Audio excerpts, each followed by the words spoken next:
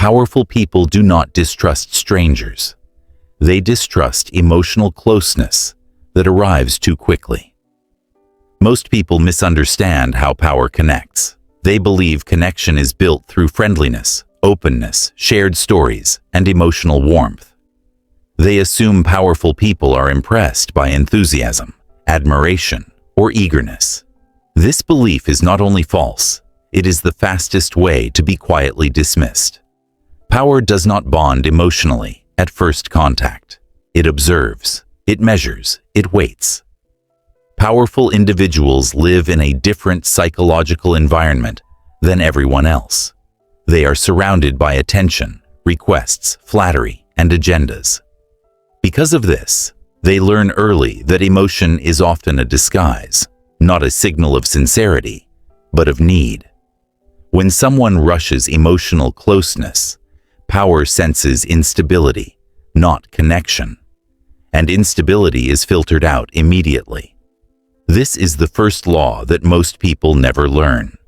Power protects access more fiercely than it protects time or money. Time can be scheduled. Money can be allocated. Access cannot be repaired once it is compromised. Every person allowed close to power has influence, emotional, psychological, or strategic. That influence can weaken judgment, distort perception, or create obligation. This is why powerful people are cautious long before they are warm. They are not cold. They are selective. The average person makes a critical mistake when trying to network. They try to be liked. They try to impress. They try to create familiarity too early. They talk more than they should. They explain themselves. They volunteer personal information. They signal admiration. They believe warmth builds bridges. In reality, this behavior collapses leverage. Power does not seek connection with those who want something from it. It seeks alignment with those who stand independently. Emotional eagerness communicates dependence. Dependence communicates risk, and risk is eliminated quietly, without explanation. This is why emotional neediness is the fastest way to be rejected by powerful people. Neediness is not always obvious. It hides behind politeness, curiosity, and friendliness. It sounds like over-engagement. It looks like I'm trying too hard. It feels like urgency. Powerful people sense this instantly because they have been trained by experience to detect it. They don't analyze it consciously. Their nervous system registers it as pressure. Pressure breaks connection before it begins.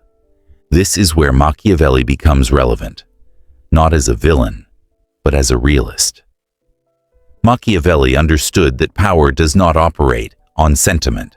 It operates on alignment of interests, stability of character, and predictability of behavior. Emotion clouds all three. When someone approaches power emotionally, they introduce volatility.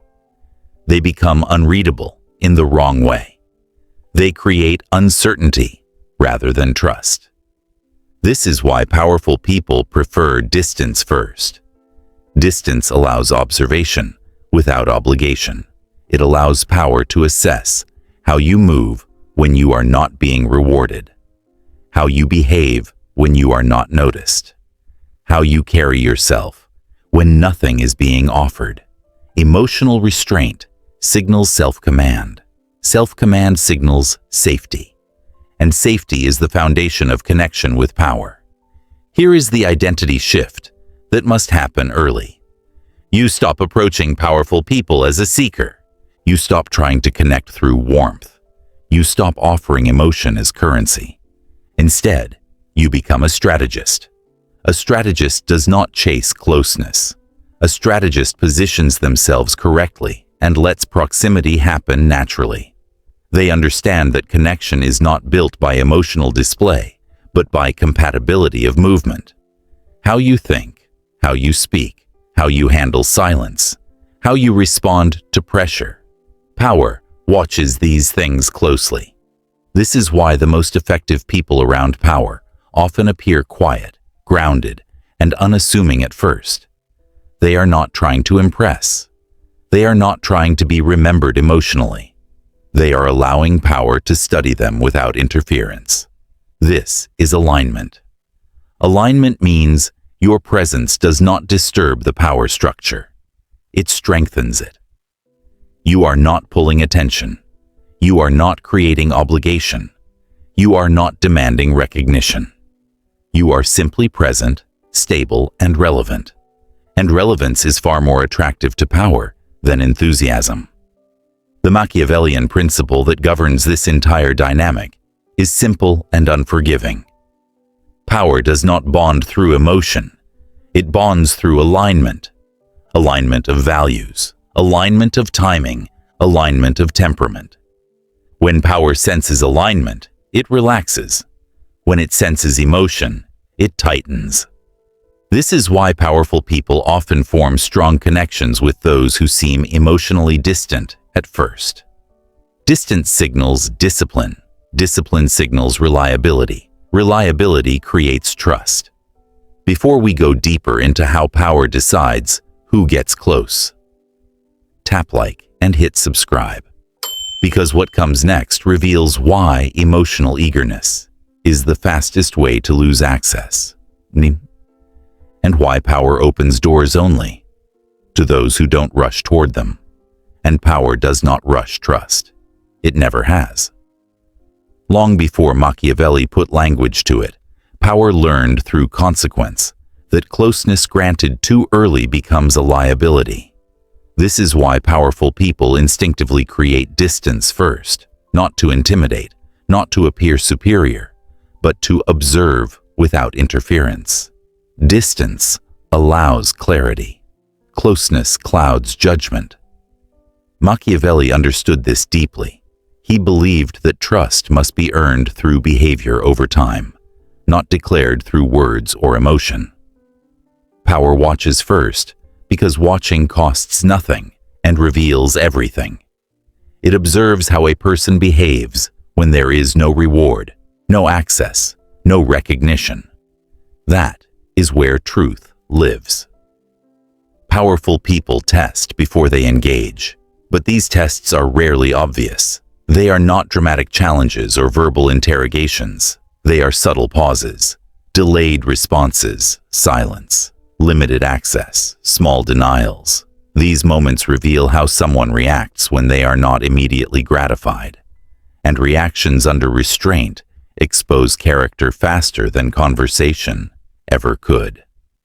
This is why silence and restraint signal value. When you remain calm during distance, power notices. When you do not push for access, power registers safety. When you don't rush closeness, power feels no pressure. Pressure is the enemy of trust. It suggests a need. It suggests an agenda. An agenda makes power defensive. Most people fail this phase without ever realizing it. They mistake distance for disinterest. They mistake silence for rejection. They mistake restraint for coldness. So they compensate. They talk more. They explain more. They offer more emotion. They seek reassurance. And with each attempt to close the distance emotionally, they widen it structurally. This is where admiration becomes a liability. Admiration feels harmless to the average person. It feels respectful, complimentary. But to power, admiration often signals imbalance. Admiration places one person above the other, psychologically. And power does not connect downward, emotionally. It connects laterally through usefulness and alignment. Admiration says, I want something from you. Usefulness says, I strengthen what you already are. Power values the second infinitely more than the first. This is the critical distinction. Power reads behavior, not words. You can say you respect someone. You can say you admire their work. You can say you want to learn. None of that matters if your behavior communicates instability, urgency, or dependence. Power ignores language when behavior contradicts it, and behavior is always louder. How do you behave when you are ignored? How do you behave when access is limited? How do you behave when nothing is offered? These moments answer the only question power cares about. Is this person safe to allow closer? Safe does not mean harmless. It means predictable, emotionally regulated, self-contained, aligned rather than needy. This is why powerful people often feel closer to those who say very little. Silence reveals comfort with self. Silence shows that someone does not require validation to function.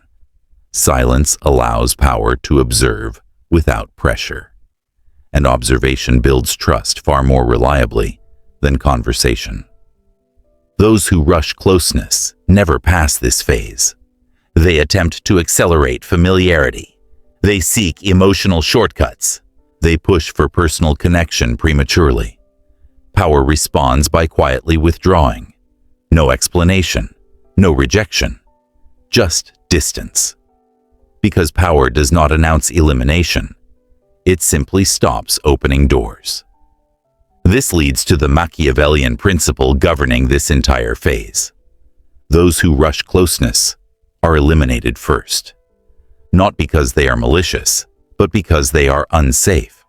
Emotional urgency suggests future pressure. Future pressure suggests obligation, and obligation weakens power's freedom. Power will always choose freedom over friendliness. Strong alignment looks very different. Alignment respects distance. Alignment mirrors pace. Alignment allows silence. When you do not rush closeness, power relaxes. When you do not demand recognition, power notices. When you do not push for validation, power becomes curious. Curiosity is the first crack in distance. Power begins to observe you more closely, not because you asked, but because you didn't. Not because you were impressed, but because you didn't try to. Your restraint becomes the signal. Your composure becomes an invitation. This is where most people misunderstand Machiavelli. They think power is attracted to dominance displays or clever words. In reality, power is attracted to stability under distance. Anyone can perform when rewarded. Few remain grounded when nothing is offered. That grounding is rare, and rarity is valuable. If this is changing how you see closeness, distance, and alignment, tap like and hit subscribe. Your support matters, because it helps this message reach people who are ready to stop chasing proximity and start positioning themselves correctly. The moment you ask for access, leverage disappears. This is the rule most people violate without realizing it. They believe connection is granted through permission, through requests, introductions, favors, or explanations. In reality, asking for access signals dependence. And dependence immediately lowers your position in the power dynamic. Power does not connect with those who need it. It connects with those who can stand without it. Strong connection is not requested. It is taken quietly through positioning. Powerful people are drawn to emotional independence for one reason: independence reduces risk. Someone who does not need approval, reassurance, or access is less likely to apply pressure later. Pressure corrupts judgment. Pressure creates obligation, and obligation weakens power's freedom.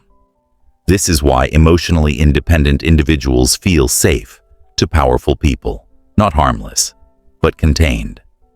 Most people misunderstand emotional independence. They think it means aloofness or disinterest. It does not. Emotional independence means your internal state does not rise or fall based on proximity to power. You are present without anticipation, interested without urgency, respectful without admiration. This balance is rare, and power notices rarity immediately. This is where connection begins to form, without being asked for. Strong people mirror pace, not personality. They do not imitate behavior, speech patterns, or attitudes. That feels artificial and transparent. Instead, they align with rhythm. If power moves slowly, they slow down. If power is silent, they remain comfortable in silence. If power observes more than it speaks, they do the same. Pace alignment communicates psychological compatibility without words. Mirroring pace does not mean suppressing yourself. It means refusing to rush. Rushing is emotional leakage. It reveals that you are operating from desire rather than control. Power avoids desire-driven behavior because desire seeks fulfillment. Fulfillment creates demand. Demand creates pressure. This is why flattery fails so consistently. Flattery is emotional currency. It attempts to purchase closeness, but power is already saturated with praise. Compliments are not scarce. Alignment is. Flattery creates imbalance. It elevates one person while shrinking the other. And power does not bond with those who place themselves beneath it. Offering presence is far more powerful than offering praise. Presence means you are fully there without performing. You listen without trying to impress. You speak only when relevant. You do not force contribution. You do not fill silence. This presence communicates something subtle but important. You are not competing for attention, and people who are not competing are rarely insecure. Power responds to this immediately. Presence allows power to relax. There is no emotional tax, no agenda to manage, no energy drain. You become easy to be around, not because you entertain, but because you do not extract. And those who do not extract are remembered. This is how psychological relevance is created without self-promotion. Most people try to make themselves relevant by talking about their achievements, ideas, or ambitions. This backfires around power. It feels like a pitch. Power does not want pitches. It wants reinforcement. Relevance is not declared. It is demonstrated quietly through perspective, timing, and restraint. When you speak rarely but clearly, your words register. When you act consistently, your behavior is tracked. When you remain composed under distance, your presence is felt. You become psychologically relevant because your existence does not distort the environment. It strengthens it. This is self-containment. Self-containment means your emotional world is complete before you enter the interaction. You are not looking to be filled, validated, or elevated. You are already steady. And steadiness is magnetic to power because it mirrors power's own internal structure. This leads directly to the Machiavellian principle governing this phase. Connection is earned through self-containment. Self-containment tells power that you will not become a liability when pressure arrives, that you will not demand emotional access, that you will not collapse boundaries, that you will not confuse closeness with entitlement.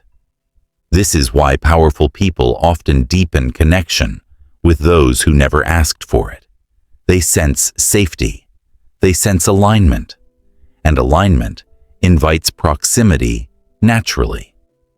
Connection begins not when you seek it, but when power feels no need to guard against you. Power does not keep people close because they are pleasant. It keeps people close because they are structurally valuable. This is one of the most uncomfortable truths about proximity to influence. Approval, likability, and emotional warmth do not create permanence. In fact, they often make someone replaceable. Power values those who do not seek approval because approval seeking creates dependence, and dependence eventually becomes a liability. Those who chase approval subconsciously give power leverage over them. They adjust behavior to please. They soften opinions. They hesitate to withdraw. and power senses this immediately. The moment power feels that someone needs it emotionally, it begins preparing distance, not out of cruelty, but out of self-preservation. This is why becoming non-replaceable requires the opposite instinct. You do not move closer. You do not become more available. You do not deepen intimacy prematurely. You stabilize value. Non-replaceable people are useful without being accessible. This is strategic scarcity, not artificial withdrawal, but controlled availability. Power does not bond with those who are always present. It bonds with those whose presence changes something, and whose absence is felt without being demanded. Strategic scarcity works because it preserves leverage. When someone is always available, their value flattens. When someone contributes meaningfully and then steps back, their relevance consolidates. Power notices patterns. It tracks who strengthens outcomes and who merely occupies some space. This is where most people make a fatal mistake. They push forward when they should withdraw. When connection begins to form, the instinct is to accelerate, to communicate more, offer more, stay closer. But acceleration creates imbalance. It suggests emotional investment before structural trust exists. Strong people do the opposite. They slow down at moments of progress. They allow connection to breathe. They let power adjust. Withdrawal at the right moment is not rejection. It is calibration. It tests whether connection is mutual or one-sided. It reveals whether power values your presence or merely tolerated it. And when withdrawal is done without drama, explanation, or resentment, it communicates something powerful. You are not dependent on proximity to function. Power respects this immediately. This is why powerful people bond through respect, not intimacy. Intimacy creates emotional obligation. Respect creates psychological alignment. Intimacy asks for understanding. Respect assumes competence. Intimacy blurs boundaries. Respect sharpens them. Power does not want emotional caretakers. It wants stabilizers. Those who strengthen power's position do not demand closeness. They contribute clarity. They reduce noise. They increase effectiveness. They hold themselves to standards, even when unseen. Over time, this consistency creates a deeper form of bond, one not rooted in affection, but in reliability. This is psychological loyalty. Psychological loyalty is not emotional attachment. Emotional attachment demands reassurance, presence, and affirmation. Psychological loyalty is quieter. It is built on trust that does not need constant maintenance. Power prefers this form because it does not drain attention or compromise judgment. Emotionally attached people react when access shifts. Psychologically aligned people remain steady. Power remembers who remains steady.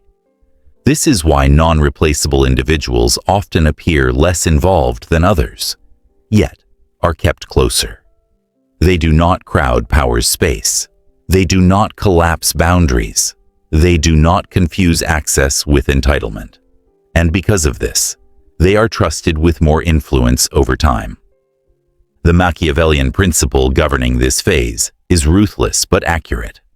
Power keeps those who strengthen its position, not those who flatter it, not those who admire it, not those who cling to it, those who strengthen it.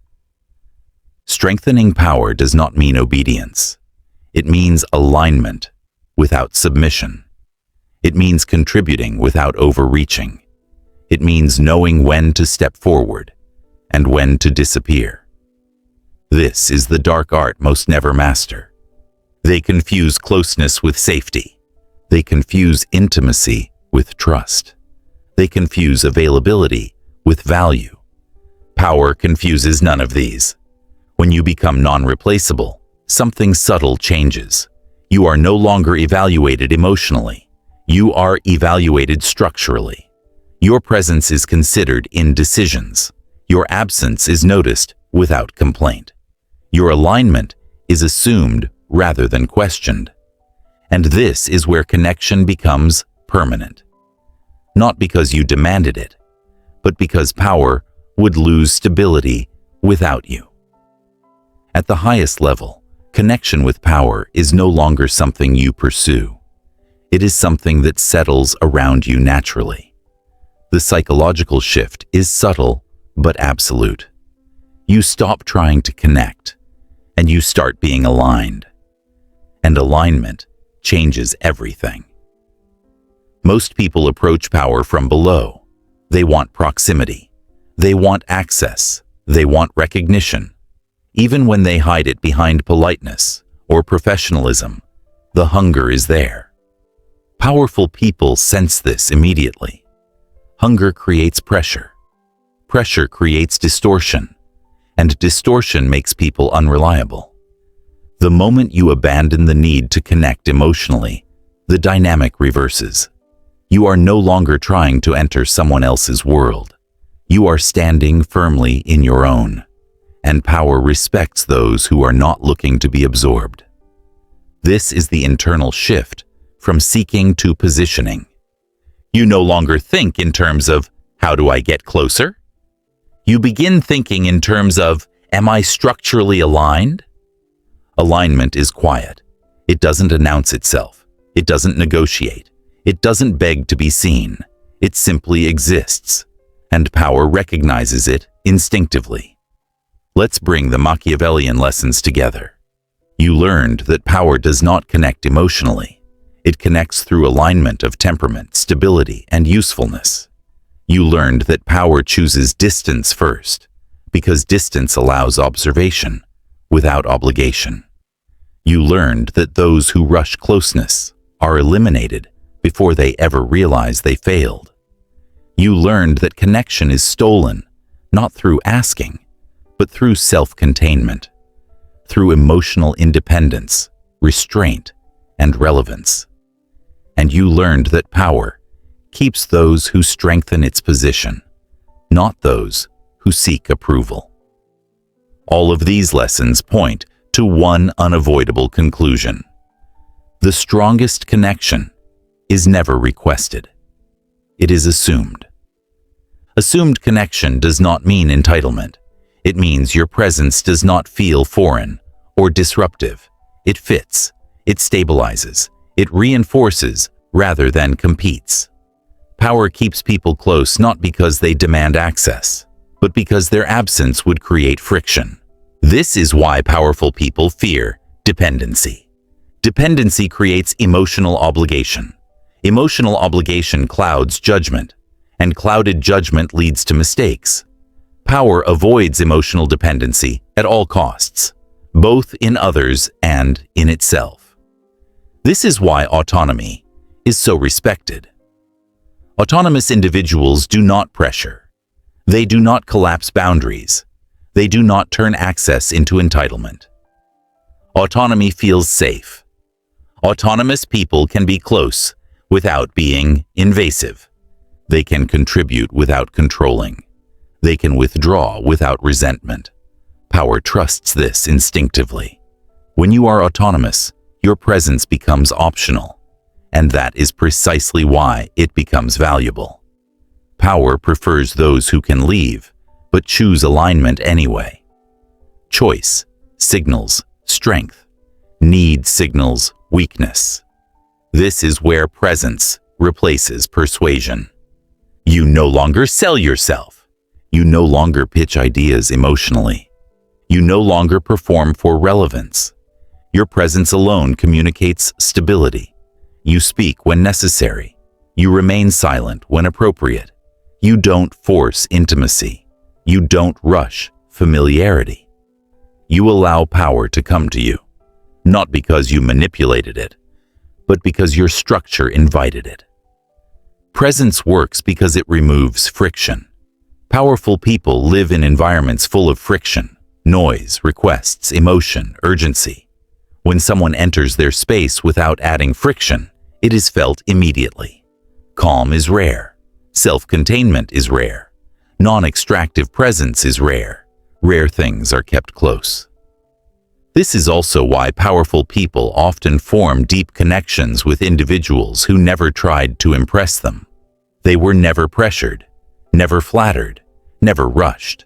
They were simply consistent, relevant, and grounded. Over time, this consistency builds trust that emotion never could. Emotion fluctuates. Alignment endures. This is the difference between temporary access and permanent proximity. Permanent proximity does not come with constant interaction. It comes with consideration. Your perspective begins to matter. Your presence begins to influence outcomes quietly. Decisions are made with you in mind, not because you demanded inclusion, but because alignment made exclusion inefficient. This is power's logic. Power does not reward effort. It rewards structural fit. When you fit, you are kept. This identity is not loud.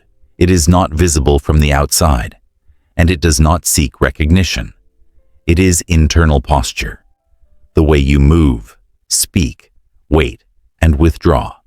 It is the confidence of someone who does not need to be chosen because they are already complete. If this protocol showed you why power bonds through alignment, not emotion, tap like and hit subscribe, and comment this below. I align, I don't chase. Because when emotional pressure disappears, power relaxes, and proximity forms without being requested.